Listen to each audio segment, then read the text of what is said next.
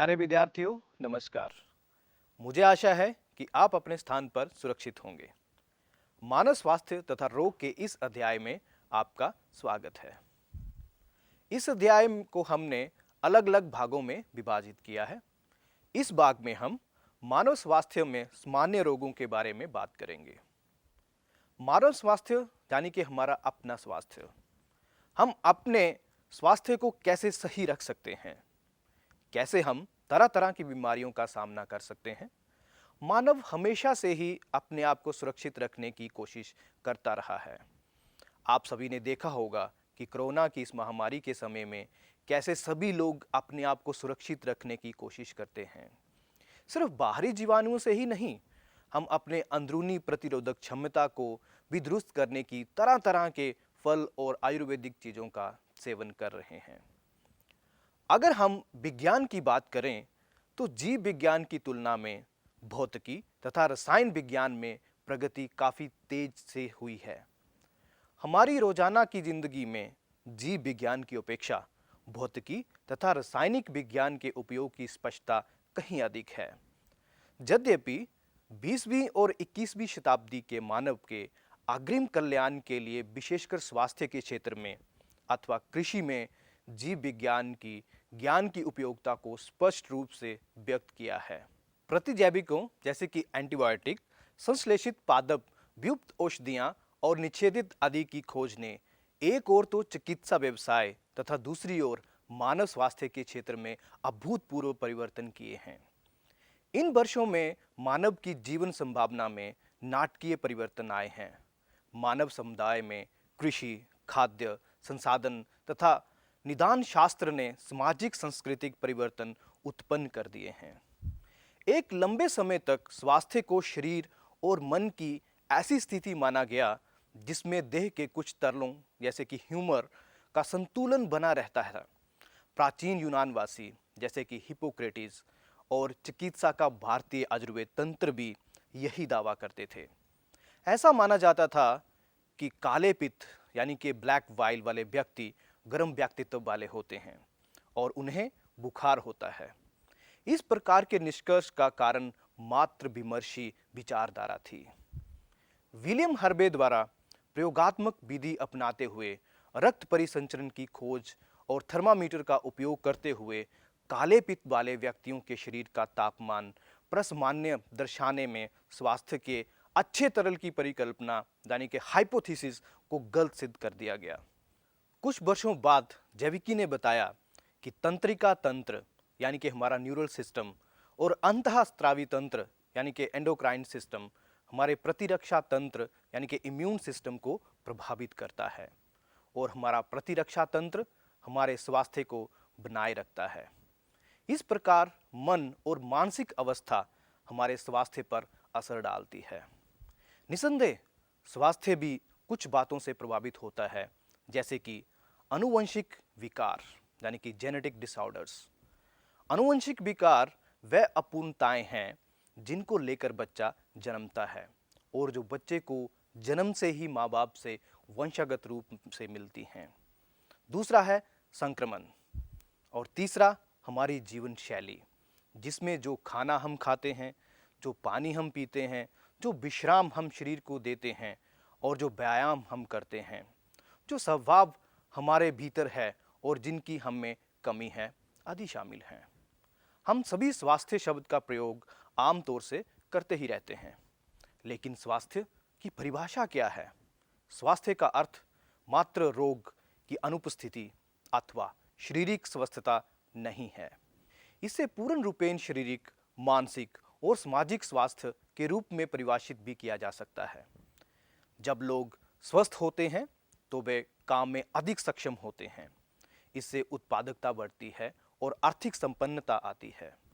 स्वास्थ्य से लोगों का आयुकाल बढ़ता है और शिशु तथा मातृ मृत्यु दर में कमी होती है। अच्छा स्वास्थ्य बनाए रखने के लिए संतुलित आहार, व्यक्तिगत स्वच्छता और नियमित व्यायाम बहुत महत्वपूर्ण है।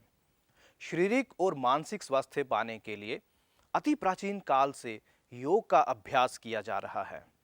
रोग और शरीर के विभिन्न कार्यों पर उनके प्रभाव के बारे में जागरूकता, संक्रामक रोगों के प्रति टीकाकरण यानी कि प्रतिरक्षण, अपशिष्टों यानी कि वेस्ट का समुचित निपटान, रोग वाहकों जैसे कि वेक्टर्स का नियंत्रण एवं खाने और पीने के पानी के संसाधनों का स्वच्छ रख रखाव अच्छे स्वास्थ्य के लिए आवश्यक है।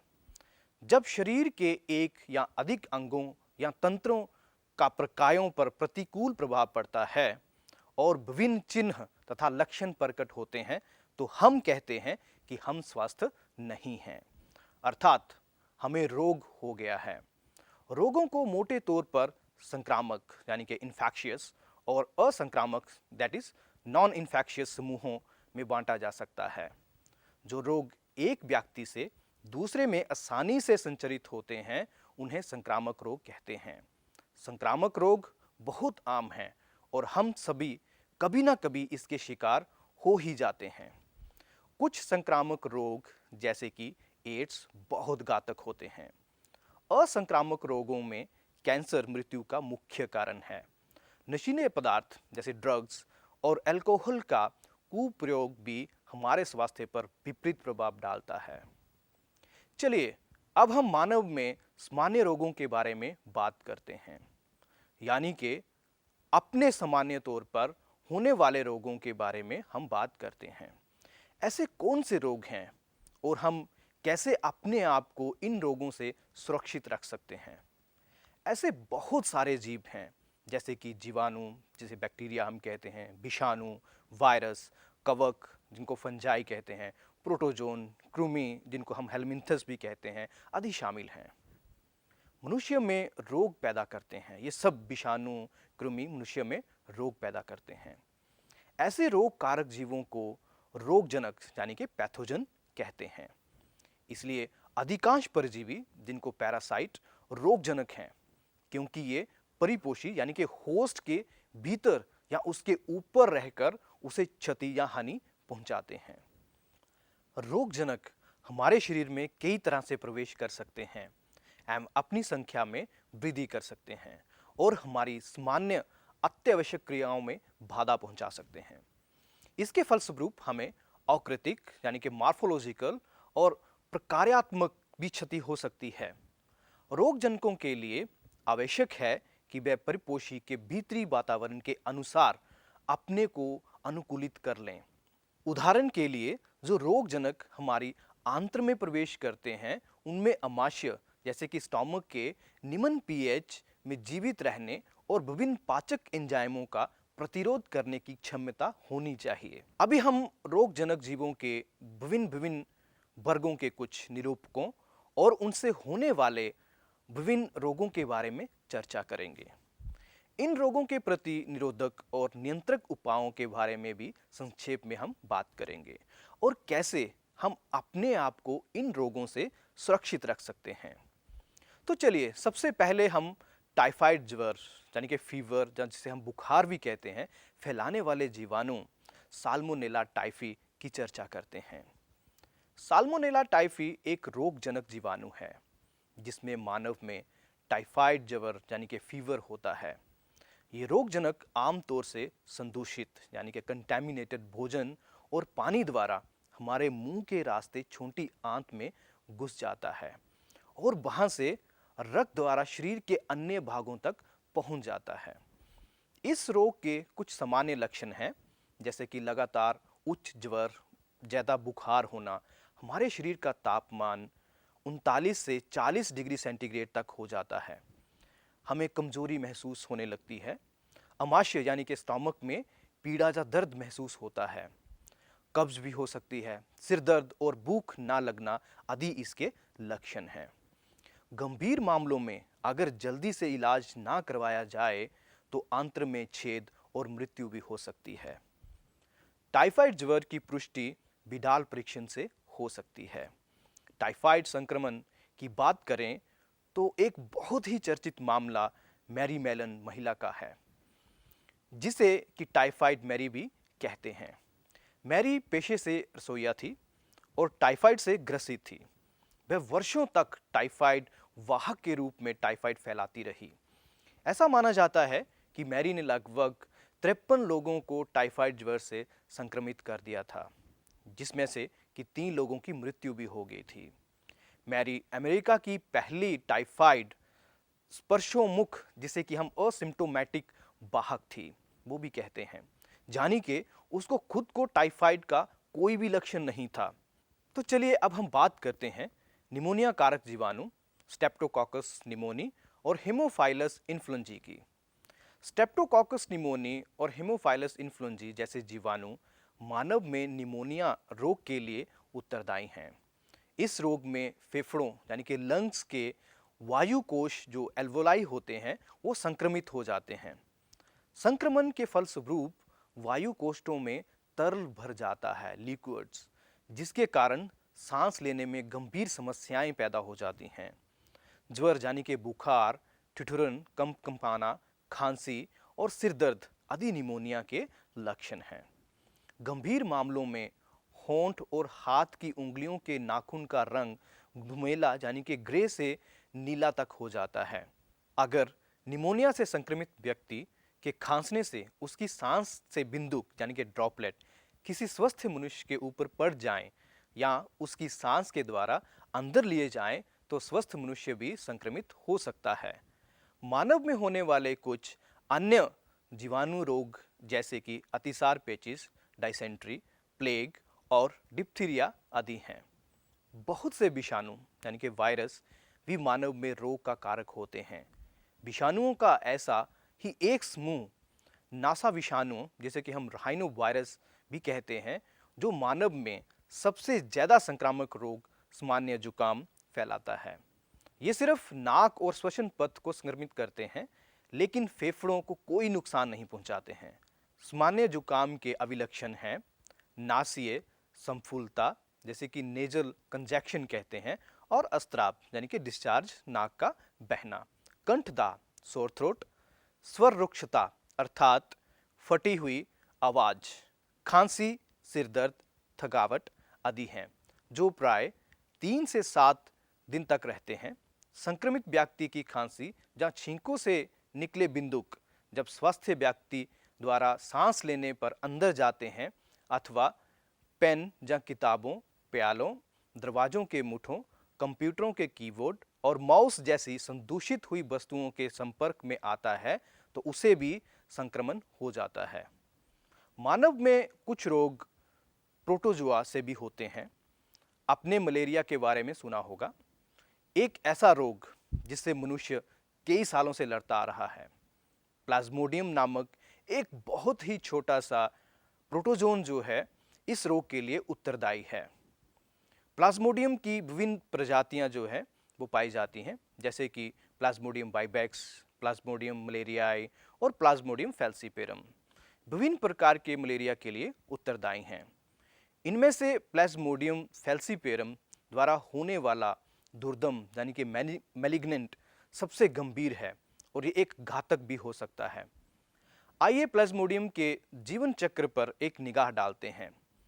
जब संक्रमित मादा यानी कि एनाफिलिस मच्छर जो है वो मानव को काटती है तो प्लाज्मोडियम जीवाणु उसका जो स्पोरोजाइट्स होता है के रूप में मानव के शरीर में घुस जाता है।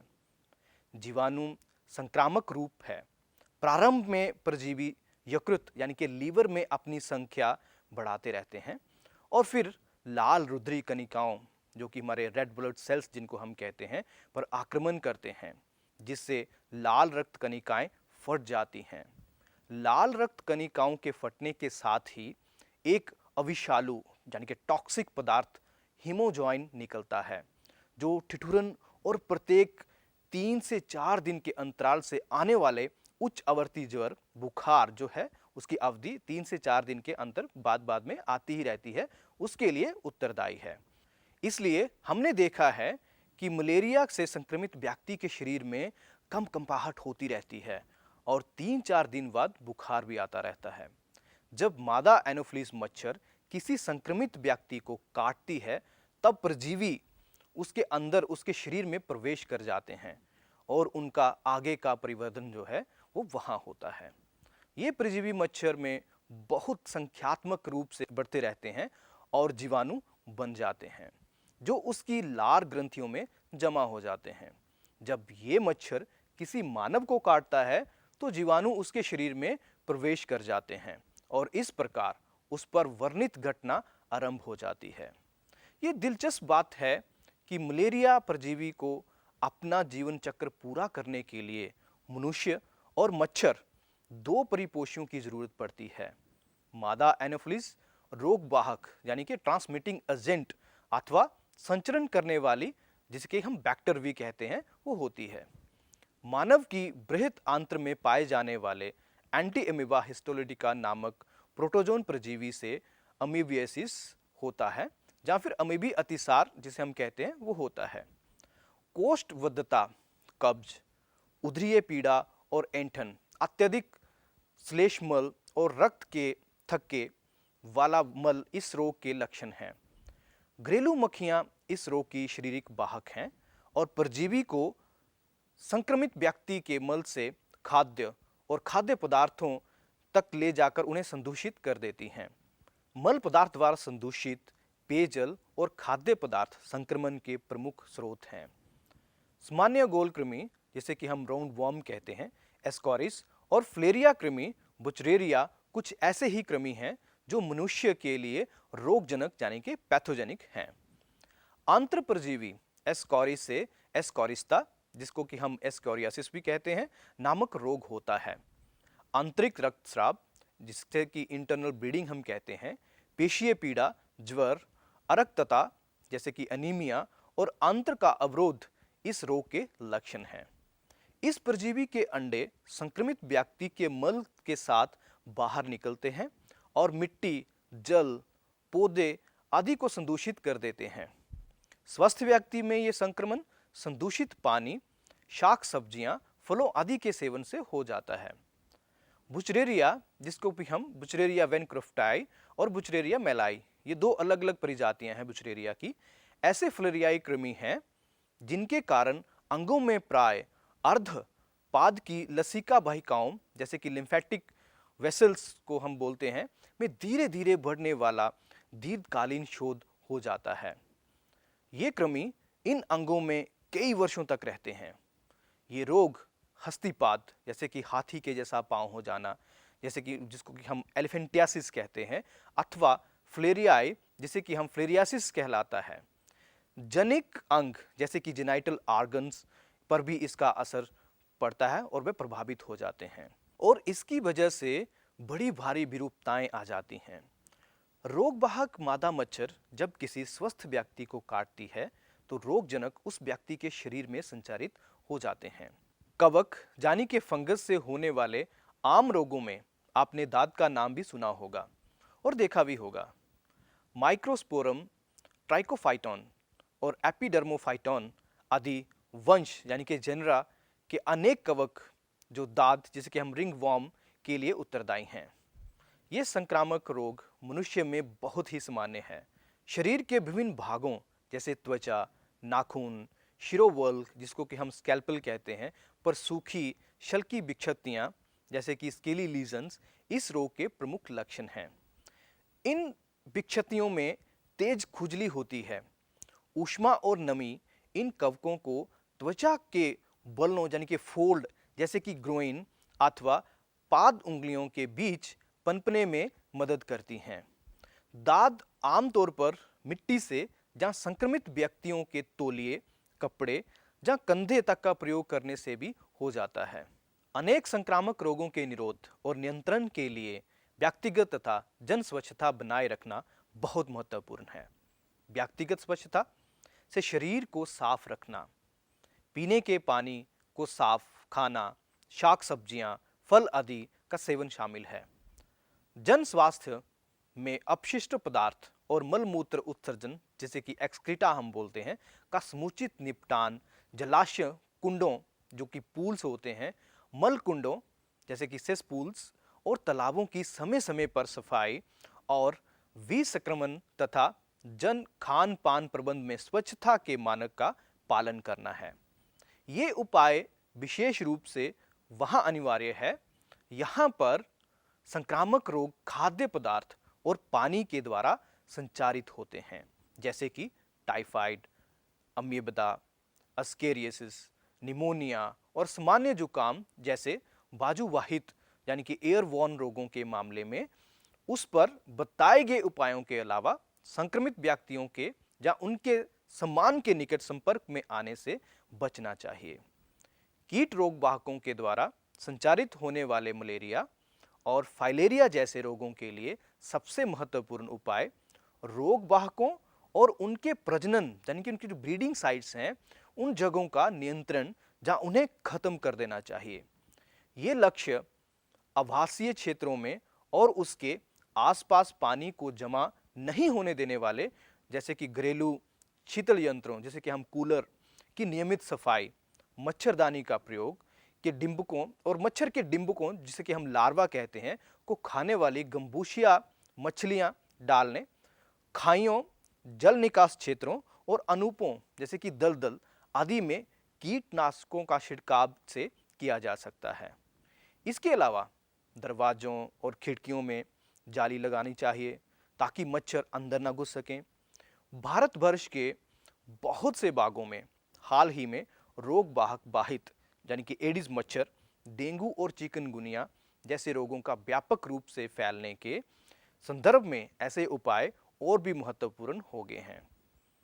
जीव विज्ञान में हुई प्रगति से हमें अनेक संक्रामक रोगों से निपटने के लिए कारगर हथियार मिल गए हैं। टीका जो कि वैक्सीन जिसे हम कहते हैं के उपयोग और प्रतिरक्षण कार्यक्रमों से चेचक जैसे जानलेवा रोग का पूरी तरह से उन्मूलन कर दिया गया है। वैक्सीन के इस्तेमाल से पोलियो, डिप्थीरिया, निमोनिया और टिटनस जैसे अनेक संक्रामक रोगों को काफी हद तक नियंत्रित कर लिया गया है। जैव प्रौद्योगिकी जिसे कि हम बायोटेक्नोलॉजी कहते हैं नए नए और अधिक सुरक्षित वैक्सीन बनाने के कगार पर है।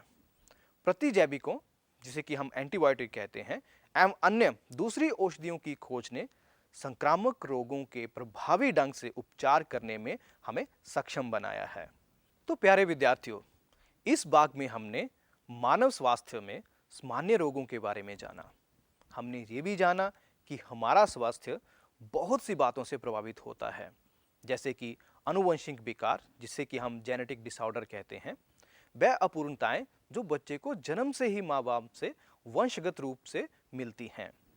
संक्रमण और हमारी जीवन शैली के बारे में भी हमने बात की कि किस तरह हमें अपने आसपास की सफाई रखने से बहुत से रोगों से छुटकारा मिल सकता है।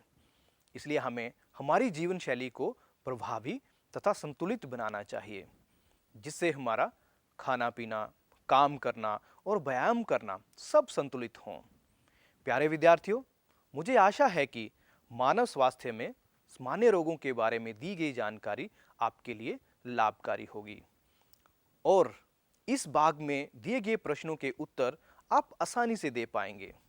तो हमारा पहला प्रश्न है, कौन से विभिन्न जन स्वास्थ्य उपाय हैं जिन्हें आप संक्रामक रोगों के विरुद्ध रक्षा उपायों के रूप में सुझाएंगे? हमारा दूसरा प्रश्न है, जैविकी के अध्ययन ने संक्रामक रोगों को नियंत्रित करने में किस प्रकार हमारी सहायता की है? मानव स्वास्थ्य तथा रोग के इस अध्याय के अगले भाग में हम प्रतिरक्षा और एड्स के बारे में जानेंगे। तब तक के लिए नमस्कार।